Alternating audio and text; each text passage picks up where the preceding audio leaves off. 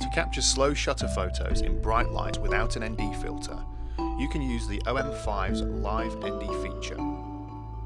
To access the feature, your camera mode dial should be on S or M mode. Press Menu and go to Shooting Menu 2. Select Live ND Shooting and press OK. And select On and press the right arrow.